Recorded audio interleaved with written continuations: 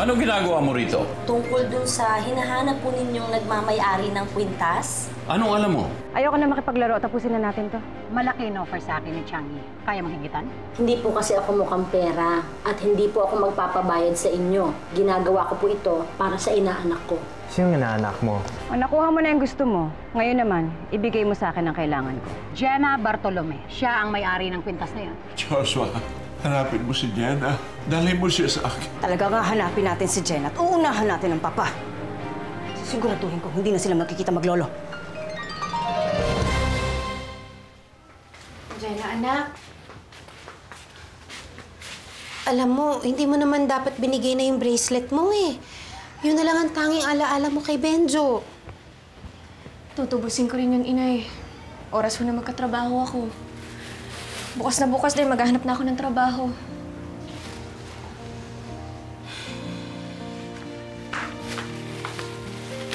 Ay, naku.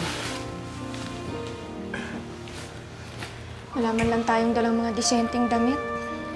Buti na nga lang nagpahiram si Aling Duday eh. Anong hiram? Eh, sisingilin din daw sa atin to. Nay, kung ipaalam po kaya natin kay Ninang Ada na nandito tayo. Eh, alam mo ba ang cellphone number niya? Ano nga ba yun? 0928 954 o 958? Eh, nako anak. Eh, kahit naman maalala mo, wala naman tayong cellphone para ma-text siya o matawagan siya. Basta inay, gagawa tayo ng paraan. Saka kapag nakapag-adjust na ho tayo dito sa Maynila, magiging okay din ho ang lahat. Maghahanap po ako ng trabaho. Magsusumikap ako para mabili natin yung mga pagkain na gusto nating kainin. Huwag kayong mag-alala, inay. Magiging maginhawa ang buhay natin dito.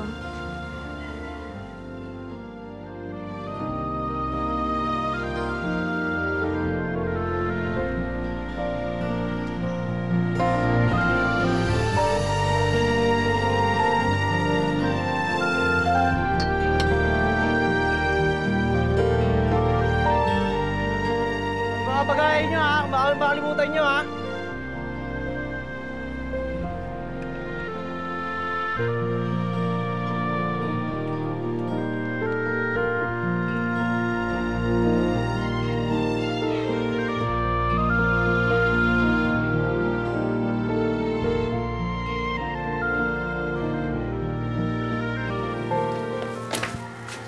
Jenna! Nay! Anak! O, ito. Nakabili ako pandesal, oh. Kain na. Halika na. Nay, saan niyo naman ho nabili yung pandesal? Eh, ako anak. Paghubad ko ng palda ko, nakita ko may 20 pesos na nakaipit dun sa bulsa. Eh, ayan, di nakabili tayong pandesal. Ang buenas niyo naman, Nay. Oo nga eh. Pakiramdam ko nga. Kaya iniisip ko, maghahanap ako ng kantina o kaya karinderya para mapasukan. Oh, magandang plano yan, ah. Eh, ikaw anak, ano bang plano mo? Saan ka ba mag-a-apply? Ho, hindi ko pa ho alam eh. Kahit saan ho, Nay. Kung ano ho ang available. Hindi na ho ako mamimili ng trabaho. Kailangan din po natin ng panggastos, inay. Jenna! Jenna! Si Jess ba yun? Jess! Jenna! Morning. Oh. Nagdala ako ng kape, oh, para sa inyo. Sakto sa pandesal yan, ah. Sige, pasok ka, pasok. Morning po. Gandang umaga. Nako, Jess, baka naman idagdag pa yan ng nanay mo sa listahan namin, ha? Huwag na po kayo mag-alala. Treat ko na ho yan. Salamat, ah. May lakad ka? Maghahanap sana ako ng trabaho. Baka naman may alam ka dyan, oh. Yung mabilisan lang. Meron. Kaso lang, baka hindi mo naman magustuhan, eh. Ano ba yan?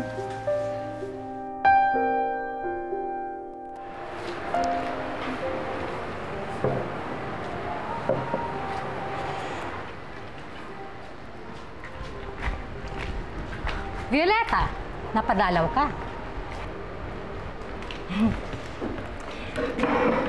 Ang bilis mo rin magwaldas ng pera, no? Ay, hindi ah. Bariya pa lang yung nagastos ko dun sa perang binigay mo sa akin. Oo nga pala. Malaking halaga nga pala inilustay ko sa'yo. Pero wala naman ako napala. Anong ibig mong sabihin?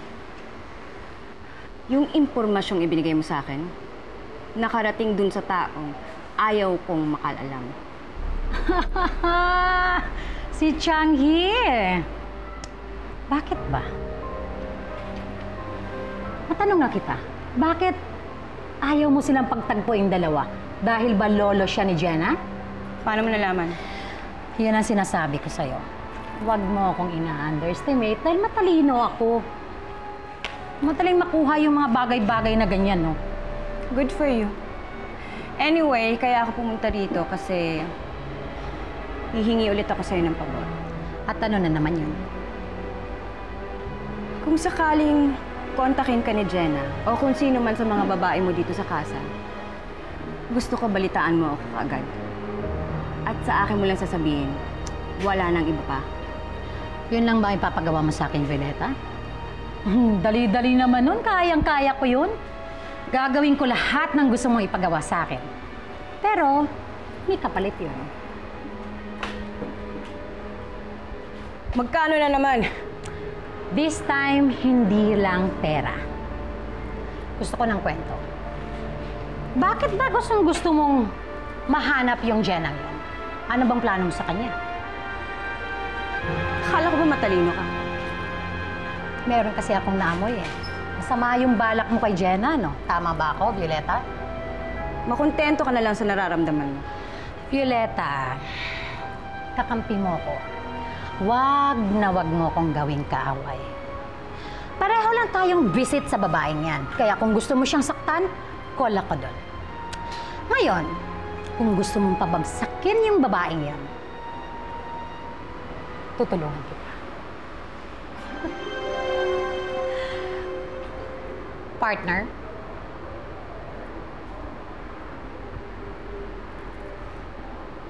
Partner.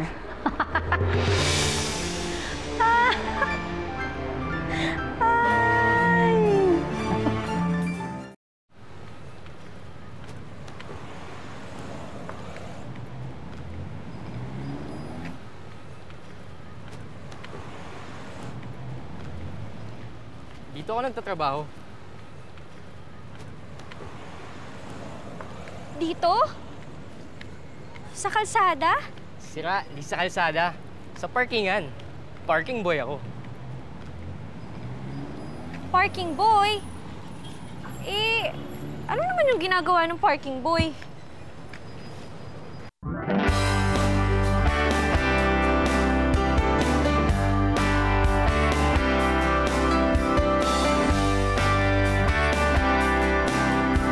Oo na, Jenna. Ang dali lang, di ba? Sa kadalasan, 5 piso ang makakuha mo sa bawat matulungan mong kotse. Bale, kung naka-20 sasakyan ka, edi 100 na yun. Okay, di ba? Pwede?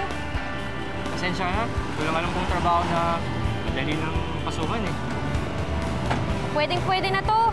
Papatulan ko na. Eh, walang-wala na kami ni inay eh. Saka, ang importante naman, magkapera ako at makaipon. Para naman, may pamasahe ako at saka pambaon pag naganapan ako ng trabaho. So, ano pong inihintay natin? Trabaho na tayo. Salamat po,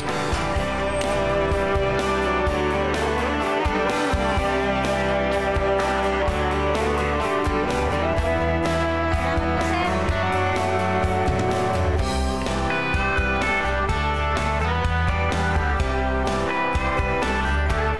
Ayos ah! Naka 5 piso na ako.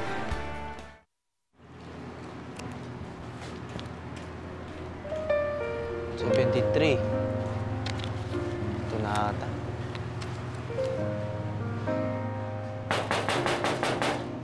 Tao po! Lahat ng tao. Punta.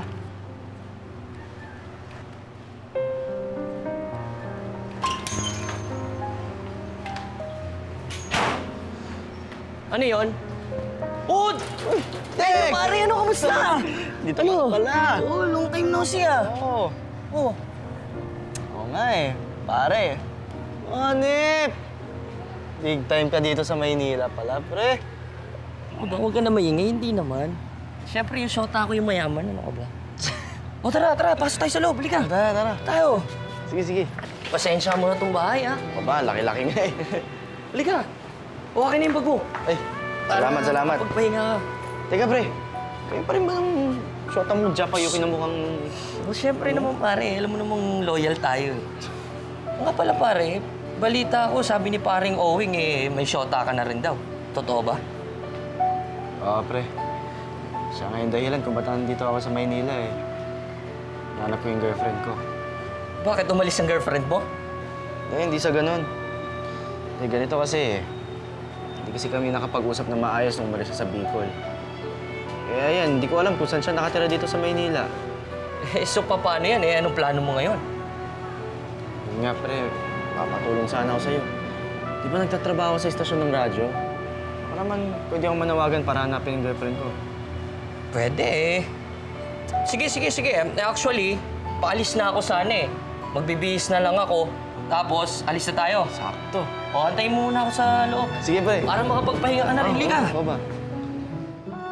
Nung nabalitaan ko pong ipinapatapon ni Sandra yung mga gamit ni Jenna, dali-dali ho akong pumunta doon para maisalba ko yung mga gamit nila. Bilang kayo naman po ang pamilya ng bata, sa inyo ko na ho inihahabilin yung mga gamit na yan.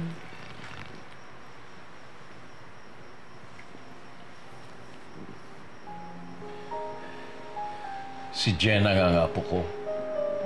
Naaalala ko nga ho nung araw na yan. Bakla, sino yan? Iniwan sa akin. Ako na mag-aampun sa kanya. Ang ganda-ganda namang bagets nito. Ang puti-puti. Maliit pa siya. Nung dinala siya ni Josefina sa bahay. Napakagandang bata at nakakatuwa. Ada, magkwento ka naman. Ano ang naging buhay ni Jenna habang nagdadalaga siya? Naku, sir. Pinalaki po siya ng maayos ng Maring Josefina ko. Pinalaki siyang magalang, masipag, mabait na bata, may takot sa Diyos. At may isang pangarap nga yung batang yan eh. Gusto lang niyang maging isang chef ng isang restaurant. Ang laki pala ng utang na loob ko sa'yo dahil kayo nag-alaga sa apo ko.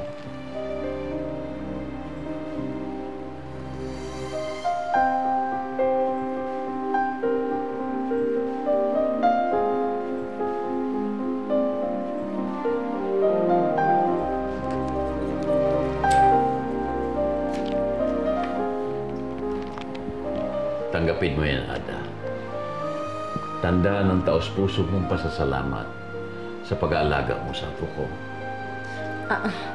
Salamat po, Sir Changhi. Pasensya na ho kayo, hindi ko po matatanggap yan. Ginagawa ko ho ito, hindi para humingi ng kahit anong kapalit. Gusto ko lamang po talagang tulungan sila Jenna. Mabait ho kasing bata si Jenna. At naaawa ko sa inaanak ko dahil ang tagal-tagal na niyang naghahanap ng mga tunay na pamilya niya. Sana nga ho, mahanap niyo na rin siya para po magkatagpo na rin po kayo. Maraming salamat, Ada.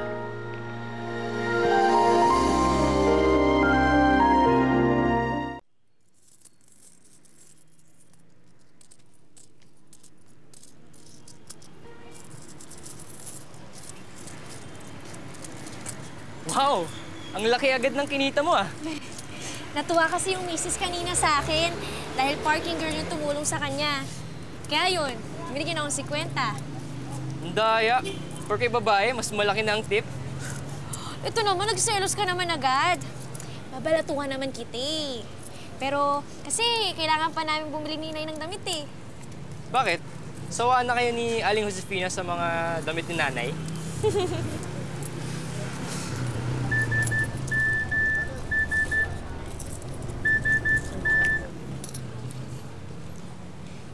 Jess!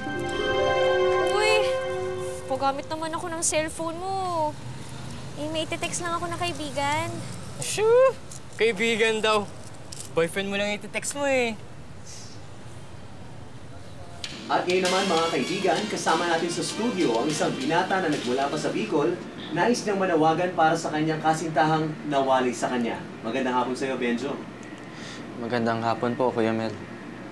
Benjo, gaano katagal mo na bang kasintahan si Jenna? Kuya Mel, Bago lang ho kami mag-on.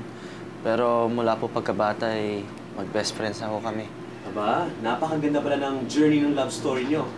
Mula sa magiging magkaibigan, naging magkaibigan. Sige, Benjo. Manawagan ka na sa ating mga tagapakinig. Kung meron po sa inyo nakakakilala po kay Jenna Bartolome, o sa nanay niya si Josefina Bartolome, tumawag lamang po kayo sa numerong 711-2389. Sa bahay po yan ng kaibigan ko si Dex. Doon po ako pansamantalang nakatira po. Alam mo, siya talaga yung gusto kong kausapin eh. Pero ewan ko, parang naguguluhan pa ako sa nararamdaman ko. Bakit? Break na ba kayo? Mahirap pang sabihin ngayon eh. Parang namimiss mo pa eh. Mahal mo.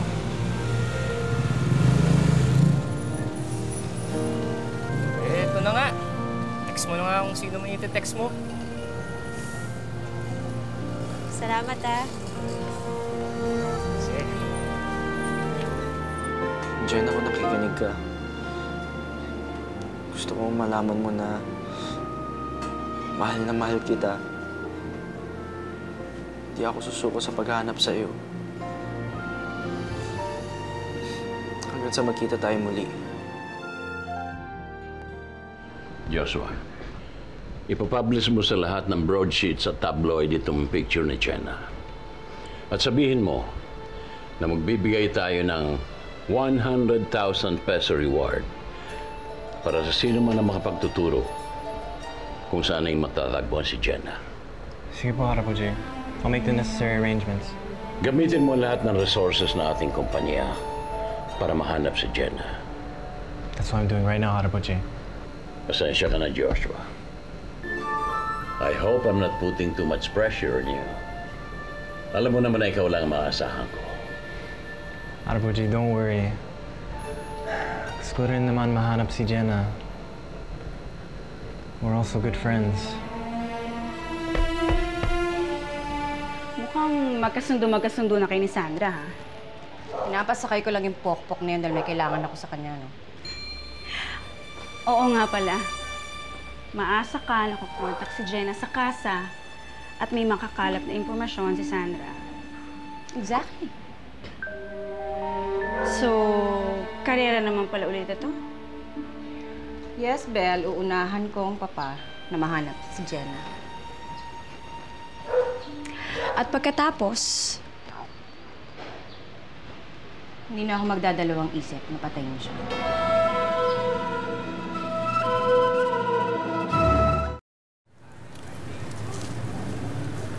Ba't di mo pati yung text yung kaibigan mo? hindi ko kasi maalala yung number eh. Isipin mong mabuti. Kung mag-wrong send ka, sayang ng load ko.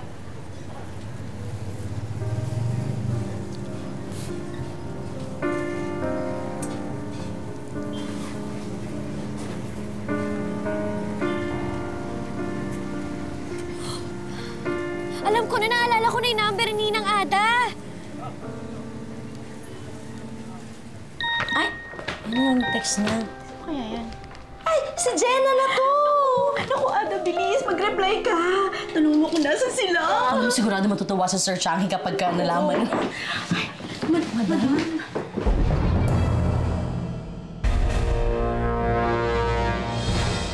Nag-text na ba sa'yo yung ninang mo?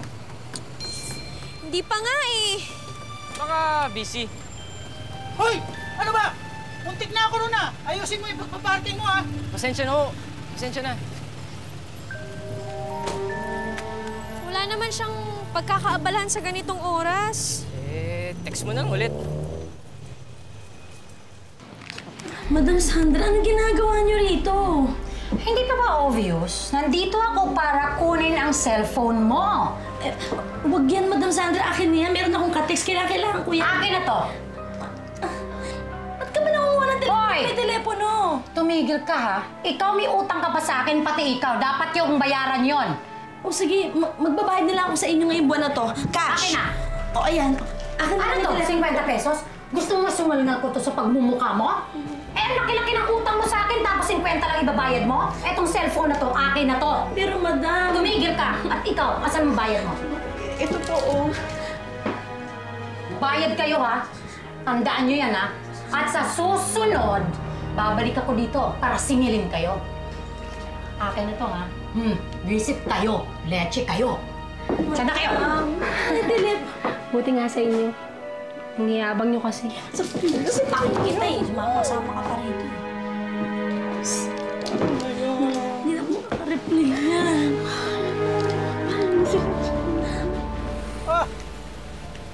Oh, ayan. Sa susunod, ayusin mo trabaho mo, ha? Pasensya na ho. Sige. Parang hindi na mag-reply si Ninang Ada. Text mo na lang kaya ulit. Ginawa ko na pero wala pa rin eh. Oh, salamat na lang. Sige.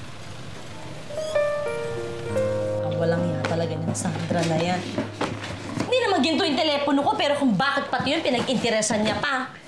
Hindi na naawa. Wala na nga akong love life, wala pa akong text life. Pa yan? Ako, paano ko na marireplyan si Jenna niyan? Bakit? Sigurado ka ba talaga si Jenna yung nag-text sa'yo? Oo, no. Yun yung nakalagay sa message niya. Hi, Ninang. Si Jenna to. Oh, wala naman kayo bakilalang Jenna, siya lang. Sayang, sana man lang naitanong ko kung saan sila tumutuloy sa Maynila para maidala natin tong gamit nila Josefina. Ay, nako. Baka naman naaalala mo yung number kahit papano, Ada. Ay, oo. Ang galing mo talaga. Teka, ha? Sige.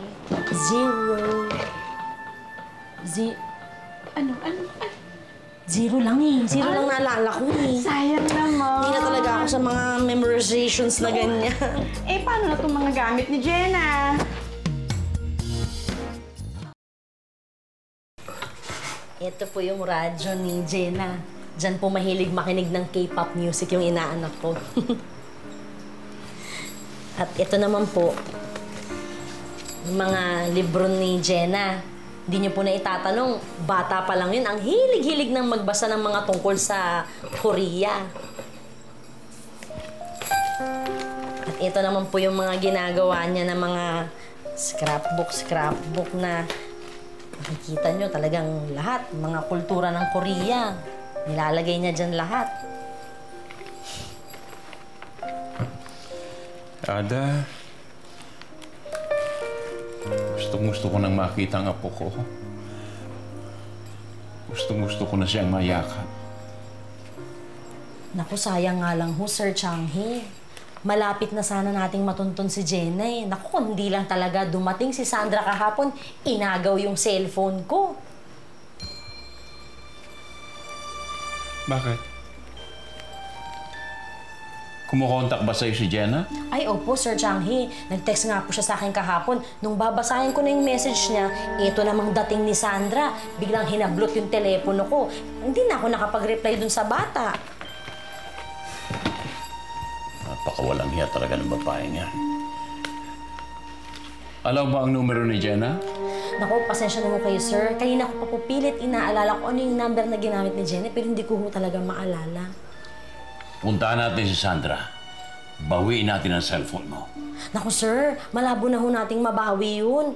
Napakagahamang kaya ni Sandra.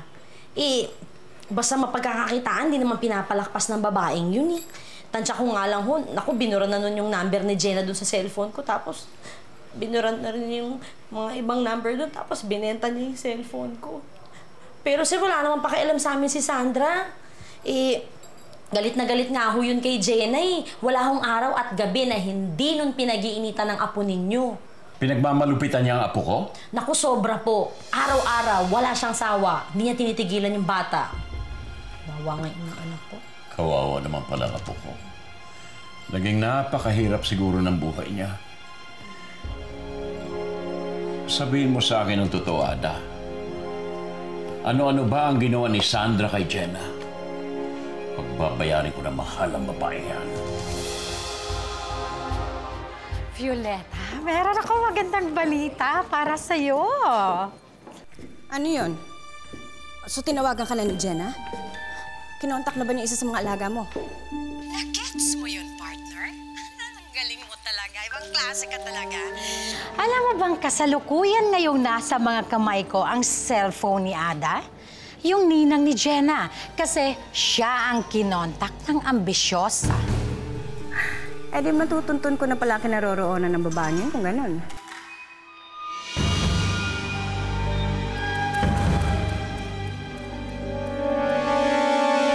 I brought you some papers that have begun publishing Jenna's pictures. Si Jenna to ah. Bakit nasa dyaryo siya? Si Changi nga ang lolo ni Jenna. Si Ninang Ada!